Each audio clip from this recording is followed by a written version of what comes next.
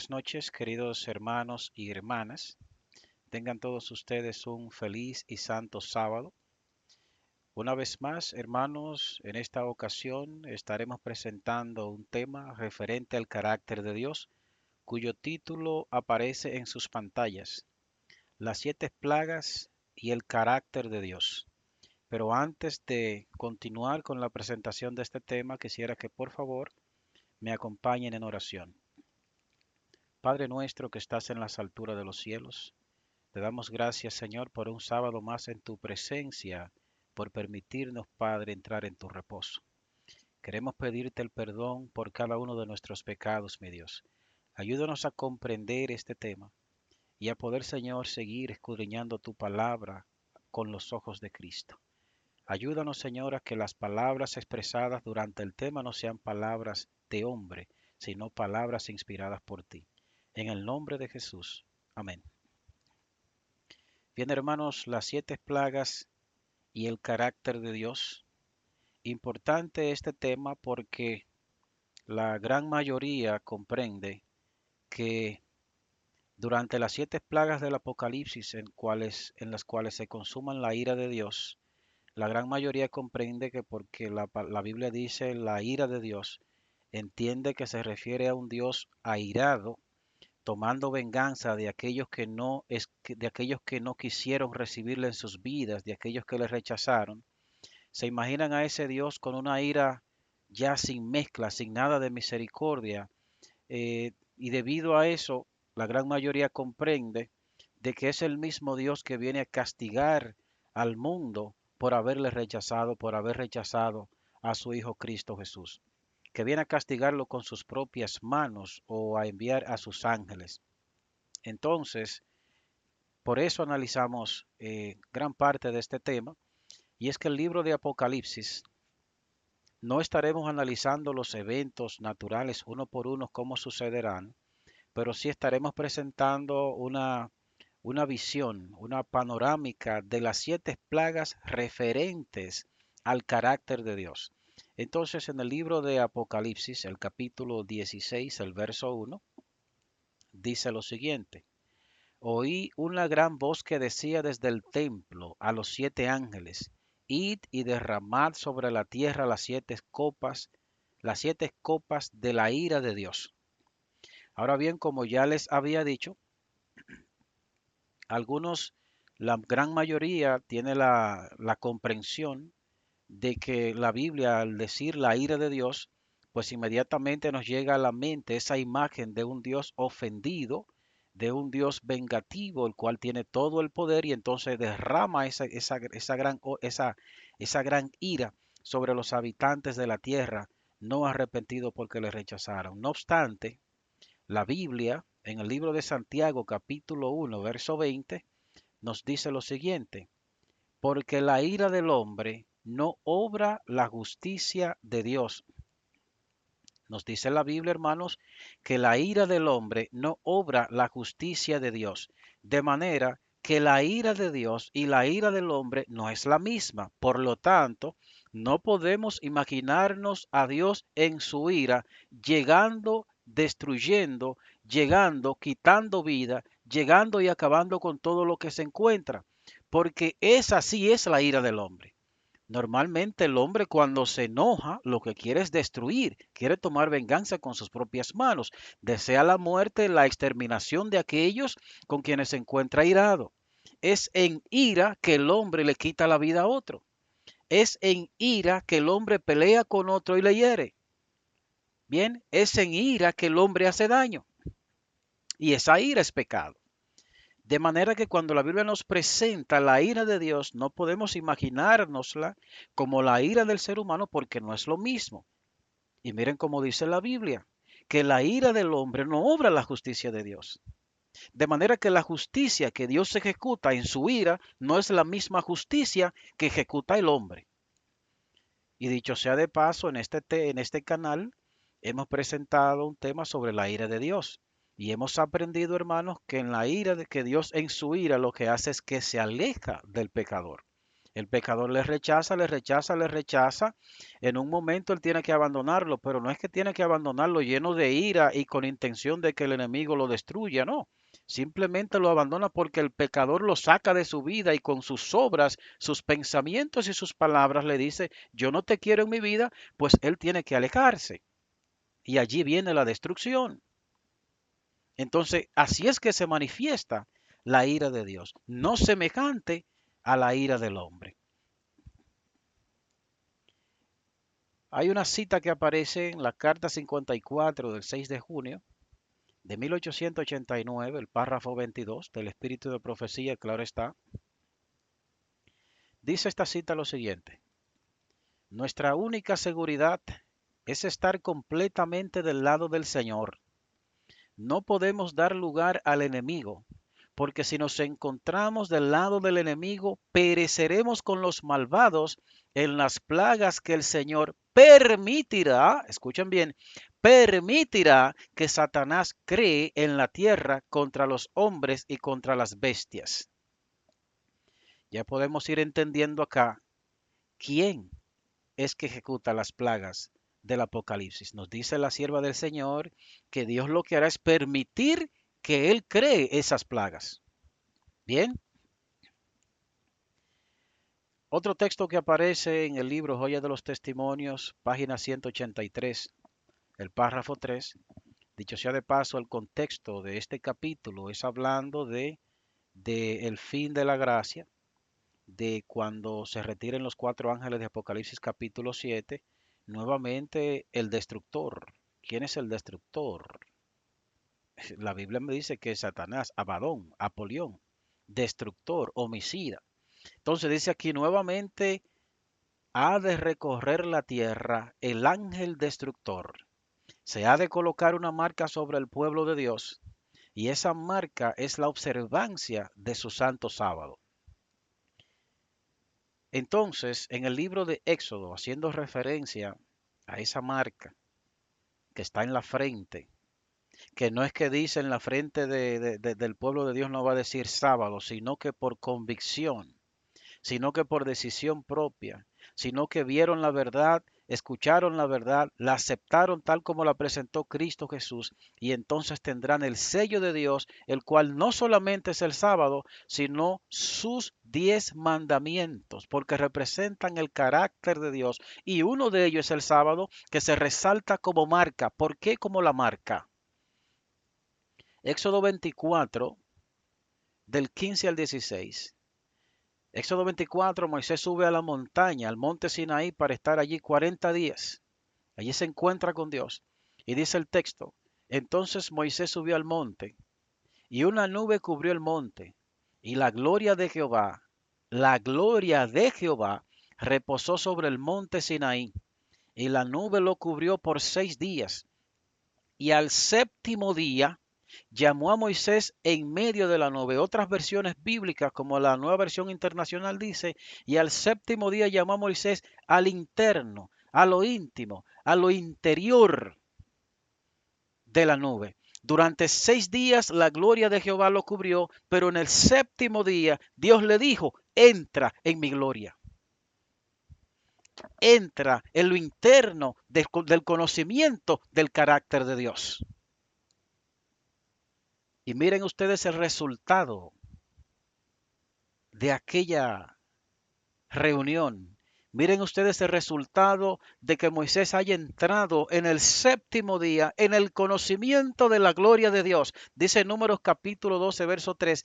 Y aquel varón Moisés era muy manso, más que todos los hombres que habían sobre la tierra. Un carácter tenía Moisés con el cual incluso le quitó la vida a un hombre porque mató a un egipcio, ¿verdad? Entonces, en el conocimiento, en lo íntimo, en lo interno del conocimiento de la gloria de Dios, en lo interno del conocimiento del carácter de Dios, en un encuentro con Dios, Moisés fue convertido en el hombre más manso que hay sobre la faz de la tierra. ¿Saben por qué, hermanos? Porque en el sábado Moisés contempló el carácter de un Dios santo, el carácter de un Dios manso, el carácter de un Dios que no mata, el carácter de un Dios que no destruye, sino en un Dios que es grande en misericordia, poderoso y grandioso. Por eso lo exclama en Éxodo 34. Entonces, ¿por qué la marca? Hermanos, ¿a quién estamos contemplando nosotros en el Santo Sábado? Dios nos invita a entrar a lo interno. Durante 6 días somos rodeados de su gloria porque Él nos bendice. Pero en el séptimo día, hermanos, el viernes a puesta de sol, justamente como ahora, Dios nos dice, nos llama a lo interno, nos llama a lo íntimo, al conocimiento de su carácter, al conocimiento de su gloria, para que a través de esa contemplación nosotros seamos transformados a la misma imagen del carácter de Dios. Y como resultado de esa contemplación, de esa unión que se realiza todos los días, pero especialmente en el sábado, entonces tendremos los frutos del Espíritu. ¿Saben por qué? Porque el Espíritu de Dios hará morada en nosotros. Y seremos también los hombres y mujeres más mansos en la faz de la tierra. No los hombres y mujeres que destruyen. No hombres, mujeres y niños que destruyen a sus semejantes. No esposos que golpean a sus esposas o viceversa.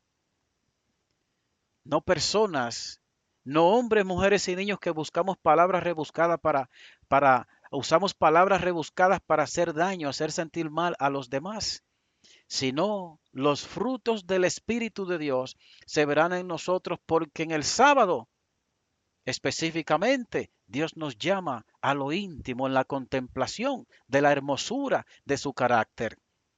¿A quién estás contemplando tú, hermano, en el Santo Sábado? ¿Estás contemplando a un destructor o estás contemplando a un redentor y salvador?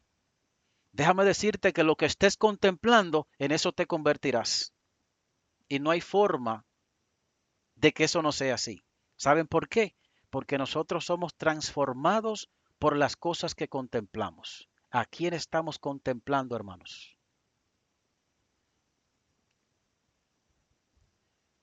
Apocalipsis capítulo 7, verso 1. Dice aquí, después de esto vi a 4 ángeles en pie sobre los 4 ángulos de la tierra, que detenían los 4 vientos de la tierra para que no soplase viento alguno sobre la tierra, ni sobre el mar, ni sobre ningún árbol. Nosotros en otros temas anteriores ya hemos hablado sobre algunas expresiones que se usan en este texto y hemos presentado que estos 4 ángeles no representan necesariamente 4 ángeles literales que están en los 4 ángulos de la tierra deteniendo brisas, sino que los vientos representan algo y que los 4 ángeles representan todos los ángeles bajo el mandato de Cristo, efectuando su obra de impedimento a los elementos destructivos o impidiendo la destrucción en su totalidad. Por eso dice los 4 ángulos de la tierra. Es que desde la entrada del pecado, el plan del enemigo ha sido destruir la tierra, matar su gente, destruir todo lo que tiene. Pero desde la entrada del pecado están esos ángeles que son millones de ángeles impidiendo que esto suceda en su totalidad. Por eso dicen los 4 ángulos de la tierra de una forma simbólica. Entonces dice que detenían los 4 vientos. Hemos visto en otros temas, según Daniel capítulo 7, que los vientos representan guerras, representan naciones y reinos metidos en guerra. Sabemos que esos vientos representan las pasiones de los seres humanos, la naturaleza caída, la simiente de Satanás en el hombre, sin el Espíritu de Dios que le ponga en jaque. Esos vientos representan derramamiento de sangre, representan guerra, representan enfermedades, representan destrucción. Esos vientos representan la obra de Satanás, el cual está siendo impedida para que llegue en su totalidad por los ángeles de Dios. Noten ustedes que la Biblia dice que los ángeles detenían los vientos, no los estaban enviando, no los estaban causando, los estaban deteniendo, hermanos, impidiendo la destrucción, no causándola. Ezequiel capítulo 9, verso 5, el cual es un paralelismo de Apocalipsis capítulo 7, pero en el sentido de que cuando se cumple cuando se cumple el sellamiento de Ezequiel capítulo 9, Cristo da la orden a estos ángeles que suelten los vientos, en otras palabras, que quiten la protección de la tierra, impidiendo así que el enemigo haga su obra de destrucción en su totalidad. Bien, Ezequiel capítulo 9 dice así, verso 5 dice, y a los otros dijo, oyéndolo yo, pasad por la ciudad en pos de él y matad. Hay un tema en este canal el cual se titula Matad a viejos, jóvenes y vírgenes. Yo les recomiendo, hermanos, que si no han escuchado, que lo escuchen, donde se hace la comparación de estos dos textos y se explica cómo es que se da la orden, de cómo es que Dios da la orden de ejecutar la matanza. Que no es que sale de la boca de Dios la palabra literal maten, no. La orden que se da es a los ángeles que están impidiendo los vientos, ángeles guardianes, abandonen la tierra. Y al abandonar la tierra queda por completo y sus habitantes, perdón, la tierra y sus habitantes quedan por completo en las manos de Satanás, el cual sumirá a esos habitantes de la tierra en una ola de derramamiento de sangre indescriptible. Y a la par de eso, súmenle 7 plagas. Y así caen, así perecen los impíos, los que rechazaron a Cristo. Entonces, la orden de matar no es vayan y maten, no. La orden es pon una señal en mi pueblo.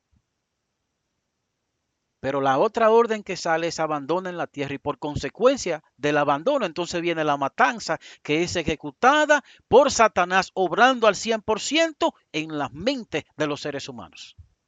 Por eso dice pasad por la ciudad. Pero el punto que quiero exaltar aquí no es la orden que se da. Ya hubo un tema con eso. El punto es la expresión por la ciudad y matad. ¿Dónde es que se ejecuta la matanza? Dice aquí que en la ciudad. Dicho sea de paso, el sellamiento también se realiza pasando por la ciudad. Algunas personas llegan a la comprensión o han llegado a la comprensión de que la ciudad se refiere a la ciudad física, las ciudades físicas. De ahí que muchos hermanos, muchas personas comprenden que si viven en el campo, pues hasta ellos no llegará la matanza, hasta ellos no llegará el derramamiento de sangre, hasta ellos no llegará la plaga, pero eso es falso. Las plagas llegarán también a las cimas de las montañas. Donde quiera se haya rechazado a Cristo y no se hayan recibido sus mandamientos por medio de su justicia, las plagas llegarán, hermanos. O llegarán las plagas o llegará el derramamiento de sangre. Dice aquí, pasad por la ciudad en pos de él y matad, no perdone vuestro ojo ni tengáis misericordia. ¿Qué representa la ciudad? Pausa. Hay un tema en este canal que se titula Salid de ella, pueblo mío. Quisiera hacerle la invitación a que puedan escucharlo, porque allí hablamos de qué representa la ciudad, este llamado de salir de ella, a qué se refiere y qué representa, quién es ella. Bien, en donde aprendimos que la ciudad, como dice el texto a continuación, Apocalipsis 14:8 dice, otro ángel le siguió diciendo, ha caído Babilonia, la gran ciudad, porque ha hecho beber a todas las naciones, escuchen bien, a todas las naciones del vino del furor de su fornicación. Entonces el ángel pasa por la gran ciudad. Babilonia representa esa ciudad por la que pasa el ángel. ¿Y qué representa Babilonia? Escuchen el tema, salid de ella, pueblo mío, porque Babilonia representa los principios del gobierno satánico, cuya base, cuyo fundamento, cuya zapata, como decimos aquí en la República Dominicana, para construir, yace en la falsa acusación que hizo en el cielo del carácter de Dios, donde le enseñó a los ángeles y los mundos no caídos que Dios es severo e inexorable. Después viene a la tierra y le enseña al hombre que Dios mata y destruye. Allí se fundamenta Babilonia. Allí se fundamentan los principios del gobierno de Satanás, porque allí es como él desplaza a Dios de su lugar y se ensalza, se eleva hasta el trono de Dios. Bien, Apocalipsis capítulo 18, del 1 al 3 y verso 4, dicen lo siguiente. Después de esto vi a otro ángel descender del cielo con gran poder, y la tierra fue alumbrada con su gloria. Y clamó con voz potente diciendo, ha caído la gran Babilonia, y se ha hecho habitación de demonios y guarida de todo espíritu inmundo, y albergue de toda ave inmunda y aborrecible. Y oí otra voz del cielo que decía, salid de ella, pueblo mío, para que no seáis partícipes de sus pecados, ni recibáis partes de sus plagas. Ojo, ¿quiénes son los que reciben las plagas? Los que no salieron de Babilonia, los que no escucharon el llamado, salid de ella, pueblo mío. Bien, sobre estas personas caerán las plagas del Apocalipsis. No obstante, como veníamos diciendo, la ciudad, la gran ciudad, representa a Babilonia. Babilonia tiene su fundamento. Babilonia es todo aquello relacionado y dependiente de la naturaleza caída, porque la naturaleza caída es la simiente de Satanás en nosotros y es lo que justamente tiene que ser extirpado para nosotros poder entrar en el reino de Dios, para poder entrar en el cielo e irnos con Cristo ahora en su segunda venida. La simiente satánica tiene que morir en nosotros y únicamente puede morir si el Hijo de Dios en su persona divina vive en nosotros, pero no puede vivir si le negamos como nos presentó al Padre. No puede hacer morada Cristo en nosotros. Si Cristo vino y dijo por sus propias palabras y con sus obras que el Padre no es como lo presentó Satanás, no obstante, hay un grupo que le sigue presentando de la misma forma como lo presentó el enemigo. No hay forma de recibir a Cristo en nosotros, hermanos, si seguimos en esa falsedad. Por eso Dios te dice, salid de ella, salid de esa confusión, salid de ese engaño. Bien, entonces dice el ángel, salid de ella, pueblo mío. Vimos quién es ella. Los principios del gobierno de Satanás. Bien, ahora Cristo, nosotros debemos entrar en la armonía con Dios. Nosotros debemos entrar en el conocimiento de su gloria como lo hizo Moisés, con el conocimiento de su carácter, el cual se manifiesta en más abundancia en el santo sábado, hermano, para que entonces podamos exclamar lo mismo que dijo Cristo en Juan 14:30. No hablaré ya más mucho con vosotros, porque viene el príncipe de este mundo y él no tiene nada en mí. Cuando podamos exclamar, cuando podamos decir, hermano, cuando el cielo pueda decir eso de nosotros, entonces Cristo vendrá a buscarnos. ¿Saben por qué? Porque habremos salido de ella, porque habremos salido de Babilonia. Cristo no tuvo que salir de Babilonia. Jamás estuvo allí. Bien, por eso Él fue el único que pudo venir a dar a conocer a Dios, porque Él era el único que conocía la altura, la anchura y la profundidad de su amor. Y es en Cristo que tenemos el conocimiento de Dios. Es por Cristo que predicamos, es por Cristo que creemos, hermanos, que Dios no mata, que Dios no destruye. No es por nadie más. Todo lo que nosotros debemos saber de Dios fue revelado en Cristo. ¿Saben por qué? Él es el pensamiento de Dios hecho audible. Y gloria a Dios por eso. Ahí viene el príncipe de este mundo, mas no tiene nada en mí. Los principios del gobierno de Satanás no vivían en Cristo. Cristo no fue contaminado por Babilonia, nosotros sí. Por eso el ángel pasa por la ciudad, pasa por Babilonia haciendo el sellamiento, llamándonos a salir de ella. Dicho sea de paso, esa expresión salir de ella no es que se va a vociferar, salgan de ella. Esa expresión salir de ella se va a hacer mediante la presentación del carácter de Dios como lo presentó Cristo en nuestras vidas, por nuestras obras y por nuestras palabras. Así se dice salir de ella, guardando los mandamientos de Dios. Así se llama a salir de ella, no condenando, sino viviendo en la verdad. Apocalipsis capítulo 16, del 2 al 4. Viene el derramamiento de la primera, la segunda y la tercera plaga. Y dice la Biblia lo siguiente, fue el primero y derramó su copa sobre la tierra. Y vino una úlcera maligna y pestilente, ojo, úlcera maligna y pestilente, la enfermedad de la piel, en donde vienen llagas sobre la piel, incluso tan fuerte que hieden. Por eso dice pestilente. Dice que viene sobre los hombres que tenían la marca de la bestia y que adoraban su imagen.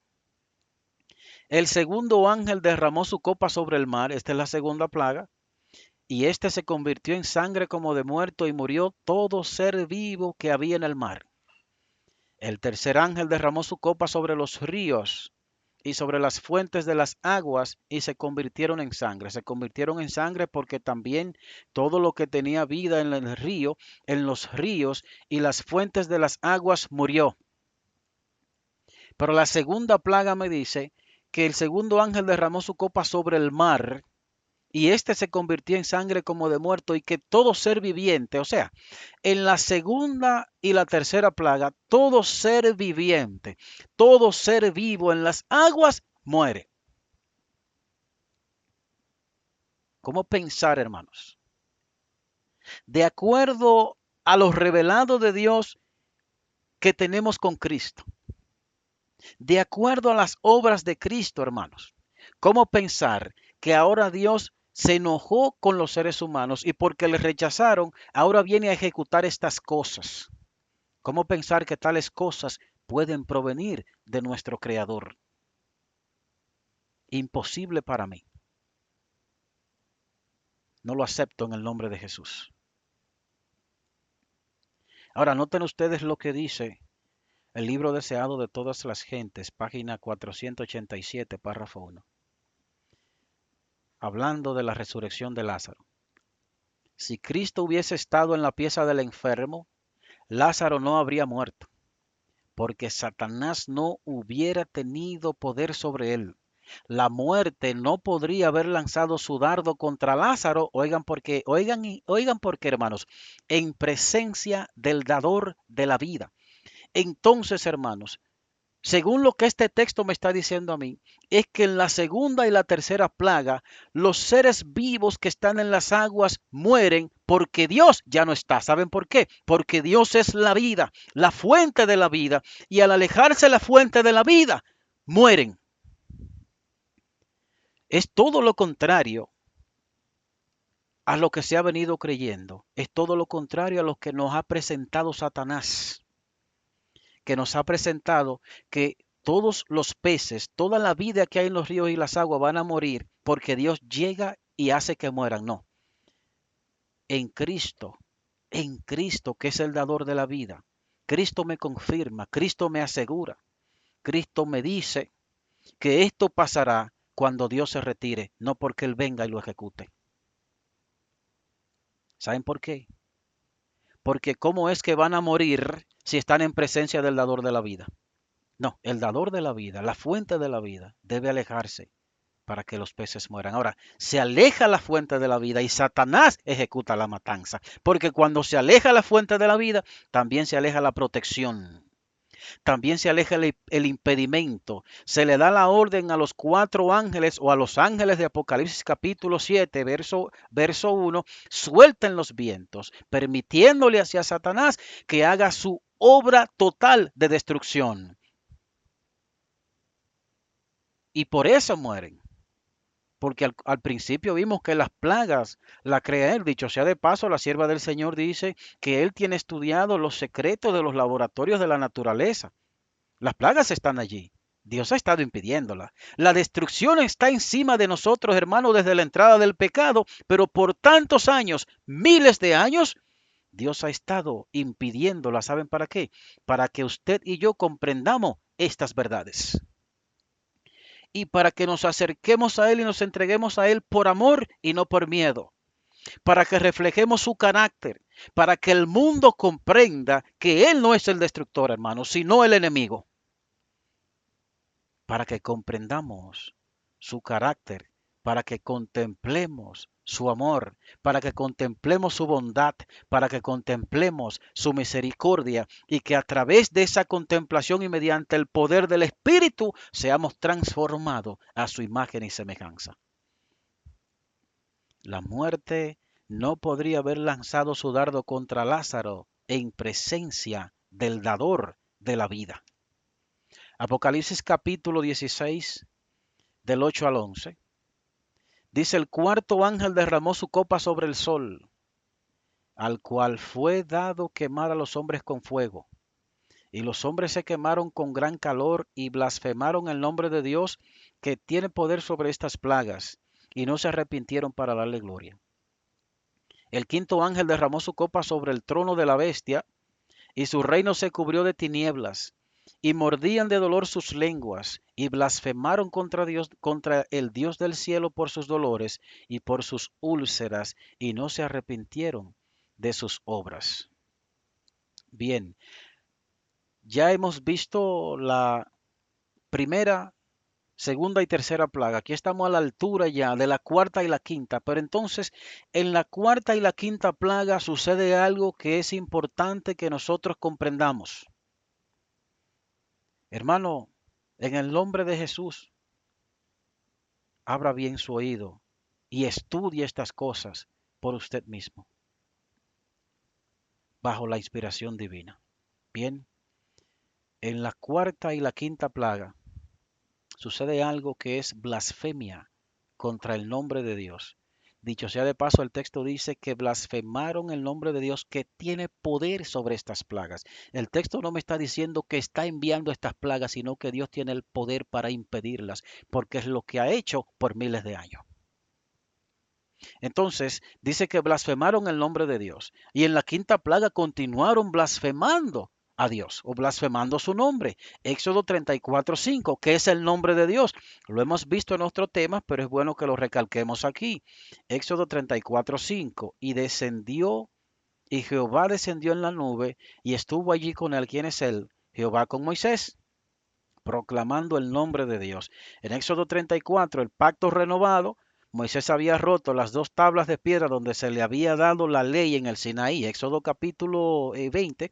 Entonces, en Éxodo 34, Dios le dice a Moisés, alístate dos tablas de piedras nuevas y sube nuevamente al monte, y allí le da sus 10 mandamientos. No obstante, la Biblia me dice a mí que lo que le dio fue su nombre, o sea que sus 10 mandamientos, los 10 mandamientos son el nombre de Dios. Y si son su nombre, esto quiere decir que esto define el carácter de Dios, donde específicamente hay un mandamiento que dice, no matarás. Bien, entonces ese nombre también es su gloria, proclamando la gloria de Dios. Entonces, cuando blasfemaron en la cuarta y la quinta plaga, que blasfemaron el nombre de Jehová, blasfemaron el carácter de Dios, blasfemaron la gloria de Dios. Y es que en la Biblia nos presenta diferentes tipos de blasfemia. Una de ellas aparece en Levítico 24, donde maldecir a Dios es blasfemia.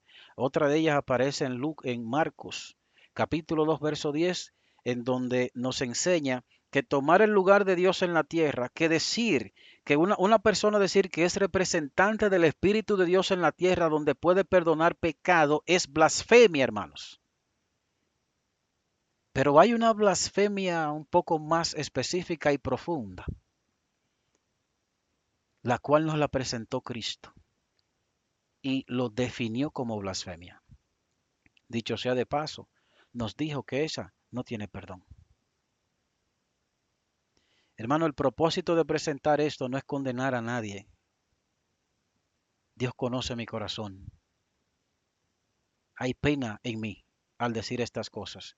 No es condenar a nadie. No es decir, aquel dice esto, es blasfemo, no tiene perdón. No.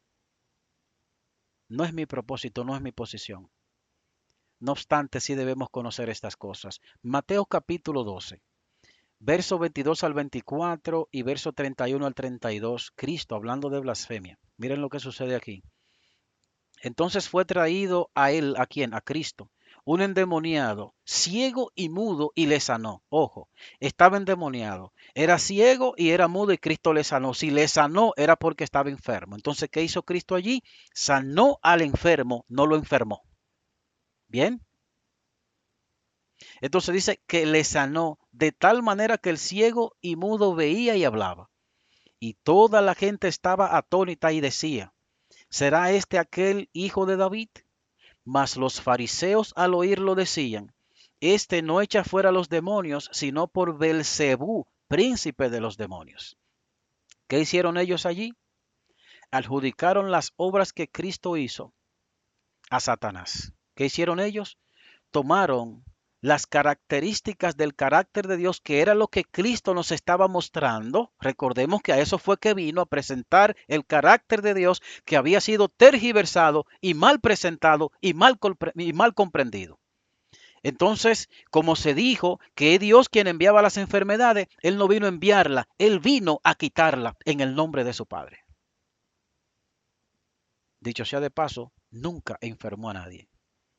Cristo no dañó nada, mejoró todo lo que tocó y mejora todo lo que toca, nos dice la sierva del Señor. Entonces, los que estaban allí no pudieron ver la gloria de Dios, sino que acusaron a Cristo de que Satanás estaba en él porque sanaba al enfermo, porque echaba fuera el demonio.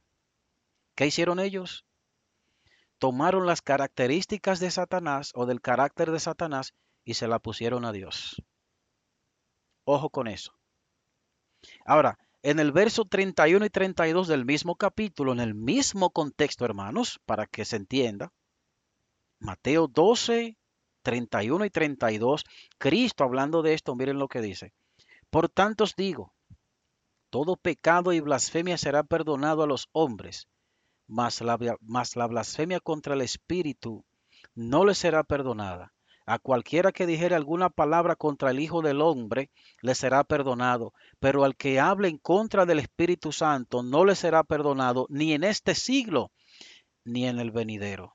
O sea, lo que Cristo, hermano, nos está enseñando aquí, es que tomar las características del carácter de Satanás y ponérselo a Dios es blasfemia y no tiene perdón.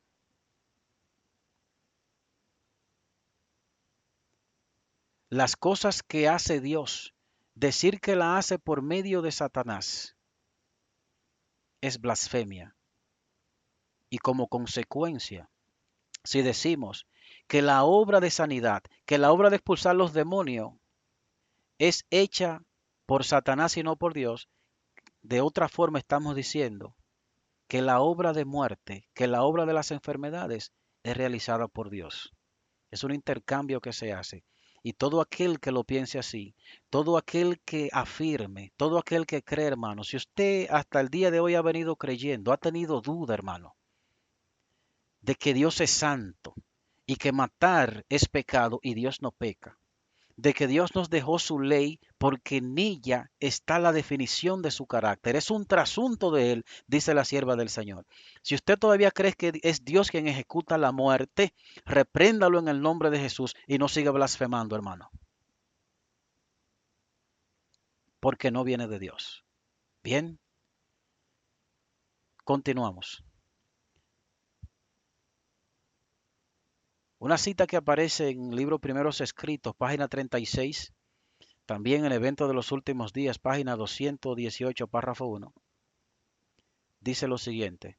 Vi que los 4 ángeles iban a retener los vientos mientras no estuviese hecha la obra de Jesús en el santuario, y que entonces caerían las siete plagas. Ojo, las plagas no van a caer mientras Cristo esté intercediendo. ¿Saben por qué? Porque Él no es quien las envía, Él intercede para que no lleguen. Dice, estas enfurecieron a los malvados contra los justos. Pues los primeros, ¿cuáles fueron los primeros aquí? Los malvados. Bien, estas enfurecieron a los malvados contra los justos, o sea, los perdidos. Porque después que estén cayendo la plaga ya no hay tiempo. Bien, no hay una segunda oportunidad. Es hoy, hermano, el día de salvación. Pues los primeros pensaron que habíamos atraído los juicios de Dios sobre ellos y que si podían raernos de la tierra, las plagas se detendrían. ¿Por qué se enfurecieron contra los justos, hermanos? Dice aquí que los malvados, los perdidos, los que estarán recibiendo las plagas, los que estarán metidos en ese derramamiento de sangre y muerte por toda parte en la tierra, dice que van a pensar que la culpa de esas plagas la tenemos los justos, justamente lo que venimos presentando, hermanos, que Dios no mata y que Dios no destruye, justamente lo que alcanzaron la estatura de Cristo, contemplaron su gloria y fueron transformados a su misma imagen y semejanza en carácter. Los perdidos van a decir, los culpables son ellos. ¿Saben por qué van a decir esto? ¿Saben por qué van a decir eso? Porque no comprenderán y no aceptarán lo que me presenta el próximo texto. Evento de los últimos días, página 206, párrafo 2 y párrafo 3. Se me mostró que los juicios de Dios no vendrán o no vendrían sobre ellos. Escucha bien, hermano, escucha bien. Se me mostró que los juicios de Dios no vendrían sobre ellos directamente del Señor, sino de esta manera.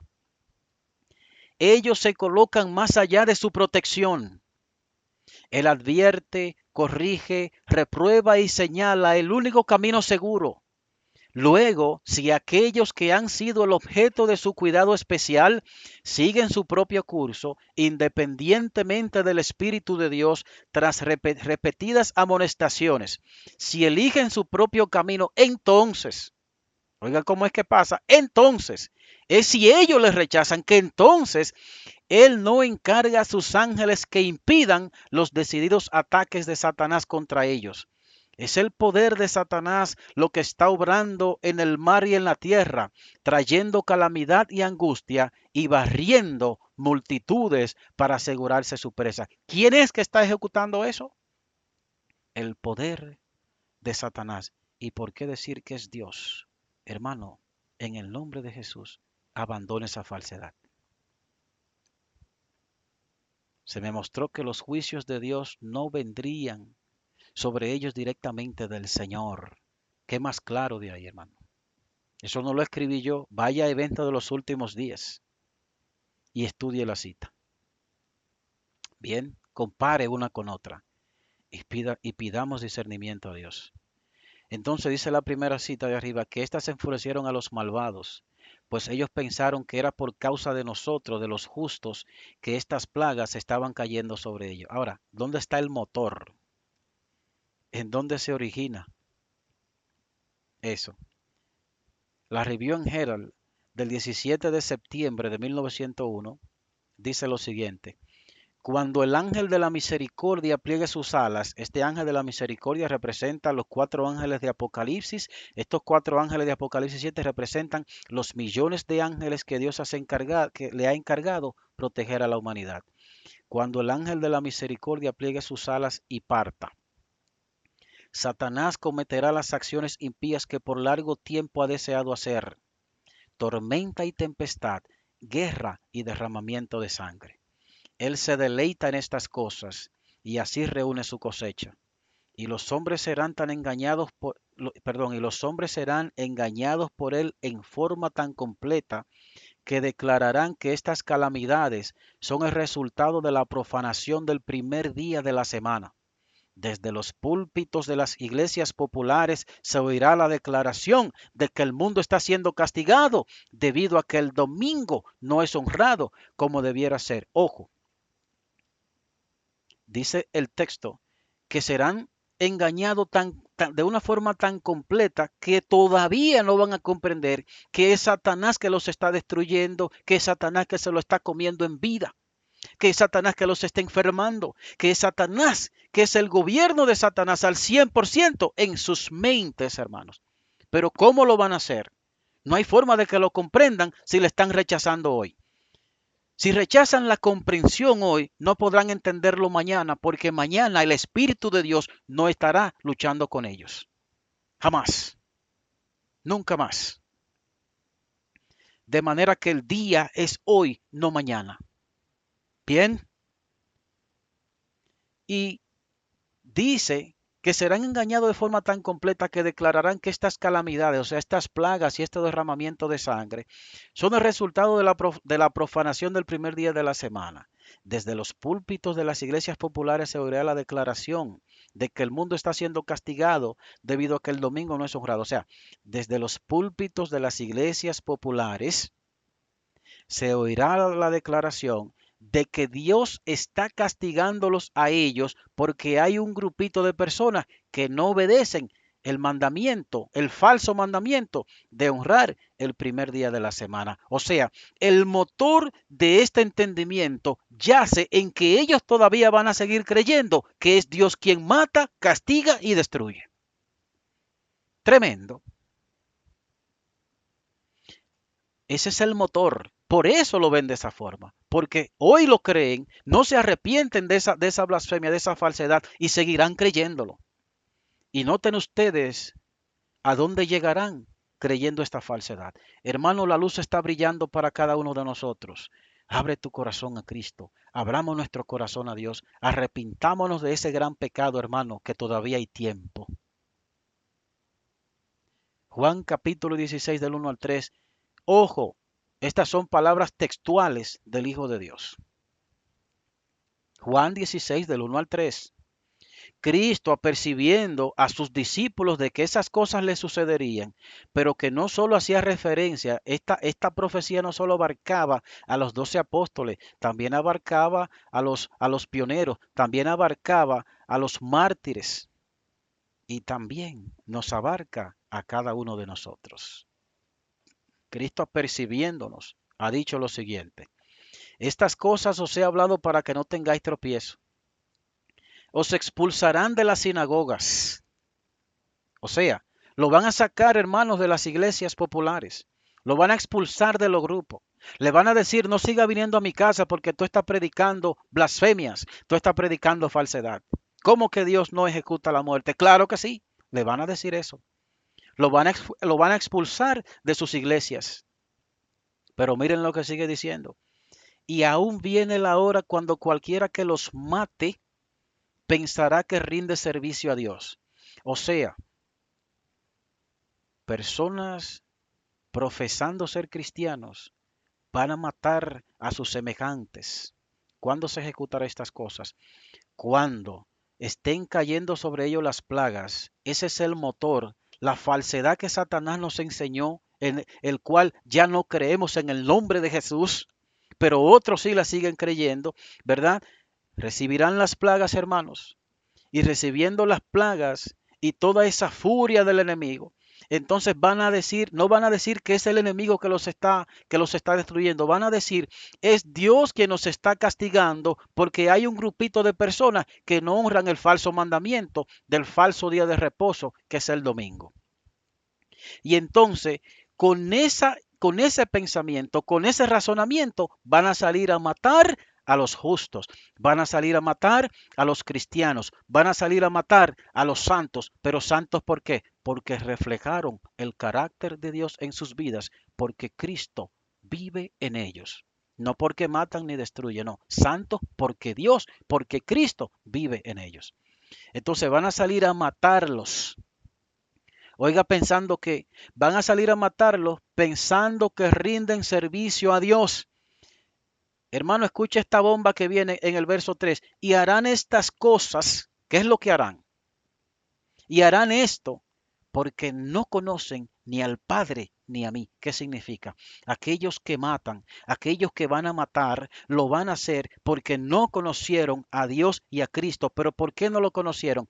Porque se quedaron en la falsedad satánica de que Dios es el causante de las enfermedades, del dolor y de la muerte. Y pensando en eso, ellos mismos, como eso fue lo que contemplaron, como eso fue lo que quisieron contemplar, como no entraron en el reposo sabático de Dios, en el verdadero, sino en un falso, contemplaron a un Dios destructor, como resultado, mañana van a matar creyendo que son cristianos.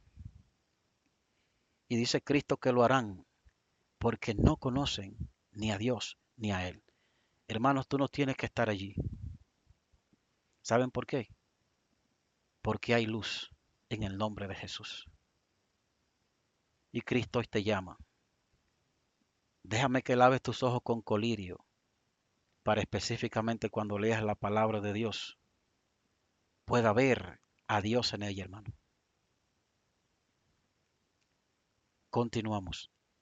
No obstante, hermanos, los perdidos, los que recibieron las plagas, los que fueron parte de la furia de Satanás, mueren con esos falsos conceptos. Pero ¿qué pasa después de los 1000 años? ¿Qué pasa en la segunda resurrección? Isaías capítulo 14, del 16 al 17 y verso 20. ¿Qué pasa? Lo que no quieren escuchar hoy, lo que no quieren aceptar hoy, lo que rechazan hoy y la razón por la cual van a matar a sus semejantes, en la segunda resurrección se darán cuenta que estaban equivocados. Lo único es que será demasiado tarde. Miren lo que presenta Isaías. Se inclinarán hacia ti los que te vean. ¿Quién es ti? ¿Quién es hacia quién? Hacia Satanás. Se inclinarán hacia ti los que te vean. Te contemplarán diciendo, ¿es este aquel varón que hacía temblar la tierra? Noten ustedes que esto no es una pregunta. Bien, entonces dice, este es aquel varón, bueno, lo presenta como pregunta, pero es una afirmación. Dice, ¿es este aquel varón que hacía temblar la tierra? Que trastornaba los reinos, que puso el mundo como un desierto, que asoló sus ciudades, que a sus presos nunca abrió la cárcel.